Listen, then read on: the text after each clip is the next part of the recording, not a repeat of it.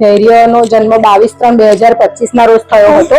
20 દિવસ બાદ અમને જાણવા મળ્યું કે ગૃહ મુલાકાત દ્વારા કે આ બાળકનું એકાએક વજન 1 કિલો અને 800 ગ્રામ થઈ ગયું છે। ત્યારબાદ અમે એ બાળકને પોષણ સંગમ કાર્યક્રમ અંતર્ગત 15/4/2025 રોજ એનું સ્ક્રીનિંગ કરવામાં આવ્યું અને બાળક અતિ કુપોષિતની શ્રેણીમાં આવતું હતું એટલે એને ઈજીએફમાં એને એનરોલ કરવામાં આવ્યું અને બાળકનું ઈજીએફ કાર્ડ પણ ભરવામાં આવ્યું। દર અઠવાડિયે બાળકનું વજન ઊંચાઈ કરતા માતાને પોષણ સંગમ કાર્યક્રમ અંતર્ગત જે આપવામાં થતી સૂચનાઓ પોષણ એના બાળકનું સ્તર વધે એના માટે માતાને કાંગારૂ મધર કેર THR પેકેટનો ઉપયોગ કરવો, સ્વચ્છતાનું ધ્યાન રાખવું, હાથ ધોઈને જ બાળકને લેવું અને બાળકને દિવસ દરમિયાન વધુમાં વધુ સ્તનપાન કરાવવું અને માતાએ બાળકને હંમેશા સાથે રાખવું। ઘરમાં જે પણ વ્યક્તિ વ્યસન ના કરતું હોય એવું દરેક વ્યક્તિ બાળકને કાંગારૂ મધર કેર આપી શકે છે એવા બધા સૂચનો વારંવાર ગૃહ મુલાકાત ફોલોઅપ લેતા બાળક અમારા supervisor madam Shri, CDPO madam Shri, NNM staff દ્વારા વારંવાર એમનું ફોલોઅપ લીધું અને ત્યારબાદ અત્યારેની સ્થિતિમાં બાળકનું વજન 5 કિલો અને 700 ગ્રામ છે